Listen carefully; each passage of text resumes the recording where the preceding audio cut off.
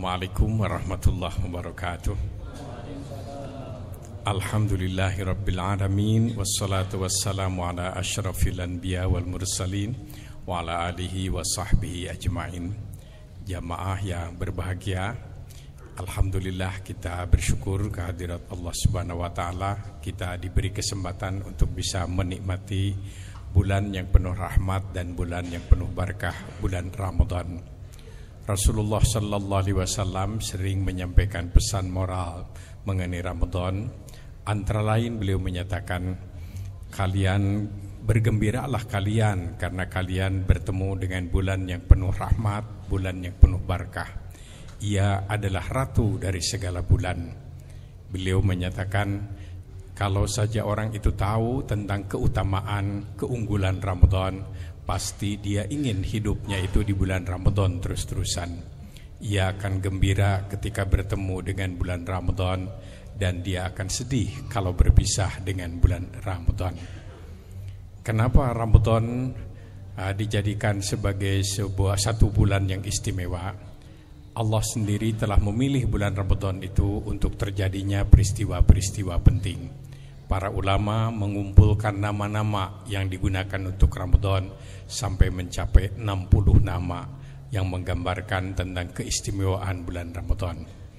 Ramadan adalah syahrus siam, bulan puasa, karena satu-satunya bulan di mana umat Islam wajib saum selama 1 bulan penuh hanya pada bulan Ramadan. Ramadan juga disebut dengan syahrul Quran, bulan Al-Quran, karena pada bulan Ramadan Allah menurunkan Al-Quran di malam Al-Qadar, dan kemudian Allah menurunkan wahyu pertama kepada Rasulullah sallallahu alaihi wasallam pada tanggal 17 Ramadan, yaitu turun surat Al-Alaq ayat 1 sampai dengan 5. Pada bulan Ramadan Nabi kita Rasulullah sallallahu alaihi wasallam dilantik oleh Allah menjadi nabi dan rasul ketika beliau berusia menjelang 41 tahun. Beberapa ahli tafsir memberikan komentar, bukan hanya kitab suci Quran yang turun di bulan Ramadan, tapi kitab-kitab suci Allah sebelum Quran pun diturunkan kepada para nabi itu pada bulan Ramadan. Wallahu alam. Mereka juga menyatakan bukan hanya Nabi Muhammad yang dilantik oleh Allah menjadi nabi rasul dan pada bulan Ramadan, tapi ada sejumlah nama-nama nabi yang hidup sebelum Nabi Muhammad juga mereka diangkat, dilantik oleh Allah menjadi nabi dan rasul itu pada bulan Ramadan. Ramadan adalah bulan pelantikan manusia-manusia pilihan menjadi nabi dan rasul. Pada bulan Ramadan Allah Subhanahu wa taala telah memilih, menetapkan ada 1 malam yang lebih baik daripada 1000 bulan. Pada malam itu Jibril dan sejumlah malaikat turun ke bumi untuk menaburkan rahmat dan barakah Allah sampai terbit fajar. Beberapa hadis mengisyaratkan bahwa malam Al-Qadar itu terjadi setiap bulan Ramadan. Bahkan secara tidak langsung Nabi memberikan sinyal bahwa Lailatul Qadar banyak terjadi pada 10 hari terakhir. Rasulullah sallallahu alaihi wasallam juga menyampaikan pesan dari Yang Maha Kuasa, dari Allah Subhanahu wa taala, bahwa setiap amal ibadah yang dilakukan di bulan Ramadan mendapat pahala lebih besar dibandingkan dengan ibadah yang sama yang dilakukan pada bulan selain Ramadan. Setiap ibadah sunat yang dilakukan di bulan Ramadan mendapat pahala seperti ibadah wajib di luar bulan Ramadan, dan setiap ibadah wajib di bulan Ramadan mendapat pahala 70 kali lipat dibandingkan dengan ibadah wajib yang sama yang dilakukan pada bulan selain Ramadan. Yang dimaksud dengan amal kebajikan tidak hanya bentuk-bentuk ritual ibadah mahdhah, akan tetapi juga mencakup segala macam usaha yang baik. Bekerja, belajar, melakukan penelitian, membangun rumah tangga, menyantuni anak yatim, dan segala macam amal kebaikan mendapat pahala sampai 70 kali lipat. Nabi SAW juga menyatakan bahwa Ramadan itu adalah syahrul ijabah, bulan dikabulkannya doa. Pada bulan Ramadan Allah menantang hamba-hambanya untuk meminta kepada Allah, dan Allah akan mengabulkan doa mereka yang saum di bulan Ramadan. Syahrul ijabah. Beberapa hadis mengajarkan bahwa dalam skala kehidupan kita ada saat-saat di mana doa kita banyak didengar oleh Allah, yaitu ketika melaksanakan ibadah haji yang 1 kali diwajibkan seumur hidup. Dalam skala tahunan ada bulan Ramadan. Dalam skala bulanan ada tanggal 13, 14, dan 15 yang dianjurkan saum tatawu, saum sunat. Dan dalam skala mingguan ada hari Jumat, dan dalam skala harian ada sulusul lail, sepertiga malam. Oleh karena itu, sepertiga malam di bulan Ramadan adalah saat-saat penting kita untuk bermunajat kepada Allah Subhanahu wa taala. Ramadan adalah bulan di mana kita dianjurkan untuk banyak minta kepada Allah dan banyak memberi kepada sesama manusia. Ramadan juga disebut dengan Syahrul Maghfirah, bulan pengampunan.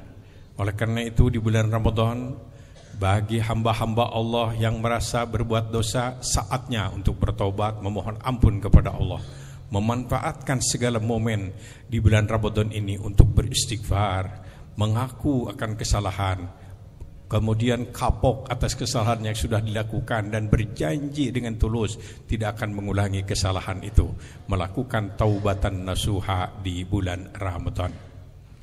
Ada hal yang menarik dari bulan Ramadan. Menurut catatan sejarah, ternyata Ramadan itu merupakan bulan prestasi, bulan di mana umat Islam memperoleh kemenangan strategis. Dari sejak tahun 2 Hijriah, yaitu terjadi perang Badar, perang yang tidak seimbang. Orang-orang musyrikin Makkah mengerahkan 1.000 orang infanteri pilihan dan kemudian menggunakan kavalerinya ratusan ekor kuda dan unta. Nabi waktu itu hanya bisa mengerahkan 313 orang infanteri rakyat biasa dan kemudian hanya bisa mengerahkan kekuatan kavaleri beberapa belas ekor unta dan kuda. Tapi perang Badar itu dimenangkan oleh umat Islam pada tanggal 17 Ramadan. Setelah perang Uhud, umat Islam mendapat musibah karena pengkhianatan orang munafik, ketidakdisiplinan pasukan rumat, pasukan panah yang tergiur dengan harta rampasan perang.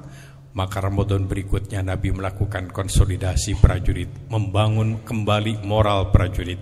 5 Hijriah diuji kembali perang Khandaq atau perang Ahzab, sebuah perang yang tidak seimbang antara kekuatan umat Islam dan musuh. Nabi menggunakan strategi waktu itu dengan membuat Khandaq atau parit.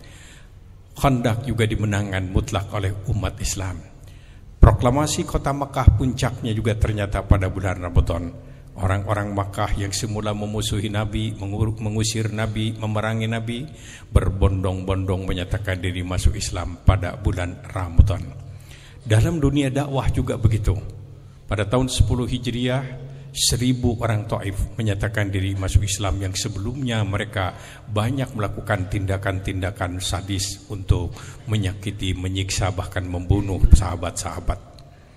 Tahun berikutnya ratusan orang-orang Yaman juga menyatakan diri masuk Islam. Hampir tidak ada Ramadan tanpa prestasi dan kemenangan. Pada periode berikutnya kita juga dapat membaca dalam sejarah peristiwa-peristiwa yang dikatakan sebagai yang menentukan perjalanan sejarah umat Islam bahkan peradaban dunia. Ternyata pada bulan Ramadan, proklamasi dinasti Abbasiyah oleh Abdullah bin Abbas dipilihnya pada bulan Ramadan, dan dinasti Abbasiyah dengan berpusat di Baghdad, ibu kota Baghdad, berhasil memimpin peradaban dunia sampai 500 tahun selain Cordova Baghdad. Kemudian Panglima Utbah bin Nafi tahun 56 Hijriah berhasil menaklukkan Afrika ketika pasukannya sedang lapar berpuasa Ramadan. Berhasil. Tariq bin Ziyad menyeberang dari Afrika Utara ke Spanyol 99 Hijriah.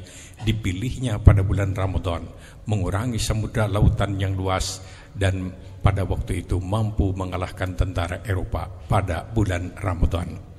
Salahuddin Al-Ayyubi berhasil mengembalikan Masjidil Aqsa ke tangan umat Islam. Itu adalah pada bulan Ramadan.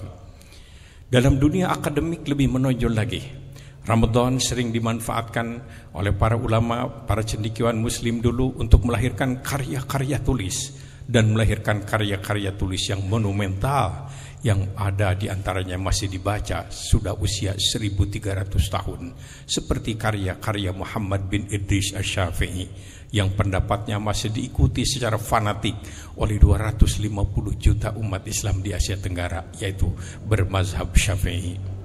Tentu kita tidak boleh lupa proklamasi negara kita 17 Agustus 1945 adalah pada bulan Ramadan. Jadi Ramadan itu sebetulnya bulan prestasi, bulan kerja, bulan belajar, bulan sungguh-sungguh, bukan bulan malas dan bukan bulan berpesta-pesta, tapi bulan bekerja dan bersungguh-sungguh. Prestasi-prestasi jenius justru terjadi pada bulan Ramadan dalam sejarah umat Islam. Apa yang mesti kita lakukan? Tentu yang paling utama adalah kita melaksanakan ibadah saum dengan ikhlas. Seorang sahabat bernama Abu Umamah bertanya kepada Nabi, "Ya Rasulullah, murni bi amalin yudkhilunil jannah." Ya Rasul, tunjukkan kepada saya amal apa yang bisa menjamin diri saya masuk surga. Nabi menjawab, "Alaika bis saum fa innahu la idalah." Saum. Puasa kamu, tidak ada amal yang senilai dengan puasa. Abu Umamah bertanya 3 kali dengan pertanyaan yang sama dan dijawab oleh Nabi dengan jawaban yang sama. Alaika bis saum fa innahu la idalah. Puasa kamu, tidak ada amal yang senilai dengan puasa.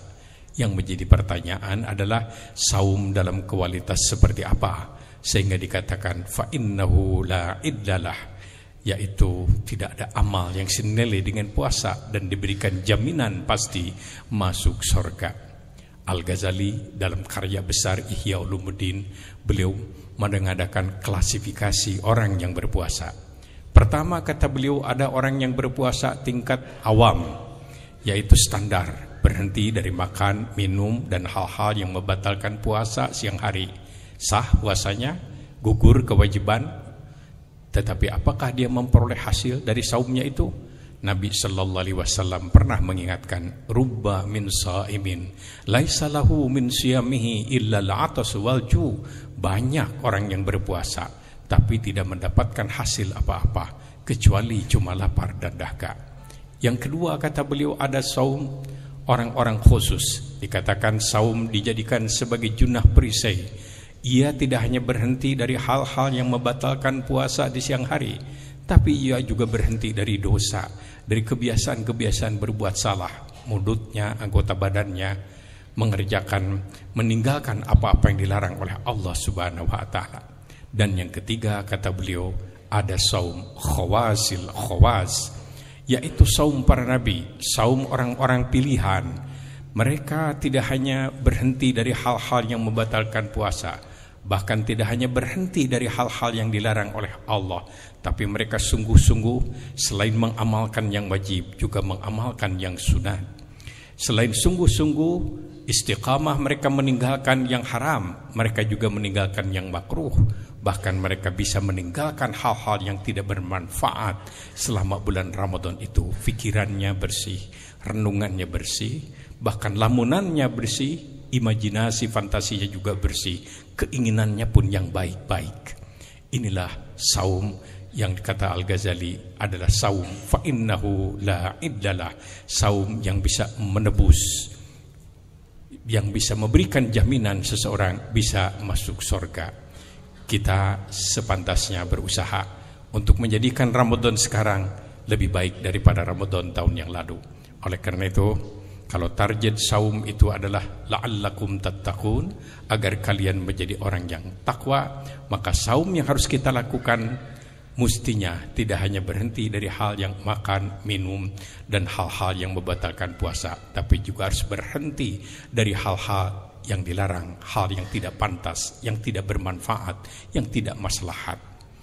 Oleh karena itulah saum sebagai sebuah ajaran yang berlaku secara universal, syariat para nabi sering dijadikan saum itu tawassul, yaitu sebuah perantara proses untuk mendapatkan sesuatu yang kadang-kadang luar biasa. Beberapa ulama mengungkapkan Adam ketika diusir dari surga, ia melakukan pengakuan kepada Allah, memohon ampun kepada Allah dengan doanya yang terkenal, Rabbana dzulamna anfusana wa illam taghfir lana wa tarhamna lanakunanna minal khasirin. ia melakukan pertobatan melalui proses saum. Nabi Yunus juga begitu. Ketika melakukan khilaf, ia bertobat kepada Allah melalui proses saum. Saum sebuah amal untuk berusaha menghapuskan dosa dan kesalahan, pertobatan. Nabi Nuh adalah seorang nabi yang harus mengambil sebuah decision yang sangat penting, dan kalau salah bisa tidak adil. Dia harus menyelamatkan orang baik dan menenggelamkan orang-orang jahat. Kalau beliau salah memilih, maka berarti melakukan sebuah kezaliman. Untuk mengambil keputusan itu, Nuh katanya melakukan ibadah saum. Saum adalah sebuah cara untuk mendapatkan kekuatan spiritual, mendapat bimbingan dari Allah dalam menentukan sebuah decision yang sesulit apapun. Kemudian Nabi Ibrahim diputuskan oleh Raja Namrud untuk dibakar hidup-hidup, dan rakyat yang ada harus menonton tentang pembakaran Ibrahim itu. Ibrahim melakukan saum. Saum yang dilakukan oleh Ibrahim adalah untuk melawan kezaliman, mengharapkan sesuatu yang mungkin suprarasional, tidak terjangkau oleh akal fikiran, tapi beliau lakukan doa kepada Allah dengan saum, yang kemudian Allah menurunkan perintah, ya narukuni bardau wassalaman ala Ibrahim, api dingin kamu kepada Ibrahim. Yusuf, salah seorang nabi juga, beliau difitnah akan memperkosa seorang perempuan. Ia masuk penjara dan sebetulnya dia tidak salah. Di penjara dia berpuasa. Beliau saum untuk menegakkan keadilan, saum untuk merubah opini yang salah tentang beliau, dan akhirnya dikabulkan oleh Allah Subhanahu wa taala. Bahkan beliau kemudian menjadi pemimpin di Mesir pada waktu itu. Di antara sekian saum yang dilakukan oleh para nabi, ada saum yang diabadikan oleh Allah oleh Rasulullah sallallahu alaihi wasallam menjadi saum tatawu. Syariat Nabi menjadi saum sunat, yaitu saum Dawud dan saum putranya yaitu Nabi Sulaiman, yaitu sehari saum dan sehari tidak. Sehari saum dan sehari tidak saum.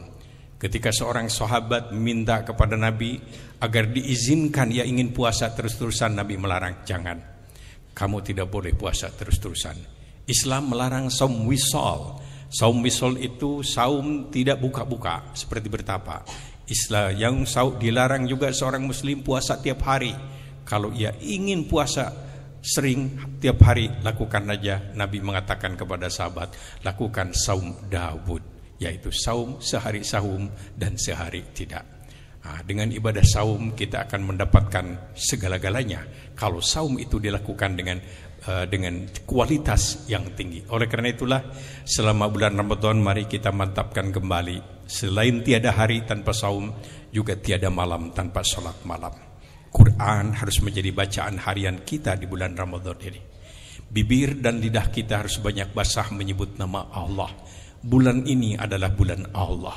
Nama Allah harus lebih sering kita baca daripada nama yang lain. Bulan ini adalah bulan Allah, maka rumah Allah, masjid harus banyak kita kunjungi.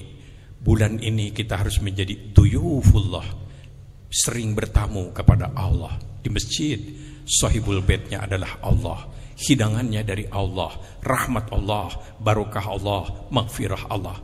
Bagi mereka yang demam masjid dan rindu masjid, Allah menyatakan fa'asa ulaika ayyakunu minal muhtadin, dijamin akan mendapat hidayah petunjuk Allah. Di bulan ini tidak ada seorang pun yang kita sakiti, tidak ada seorang pun yang kita bohongi, tidak ada seorang pun yang kita khianati, tidak ada seorang pun yang kita rugikan.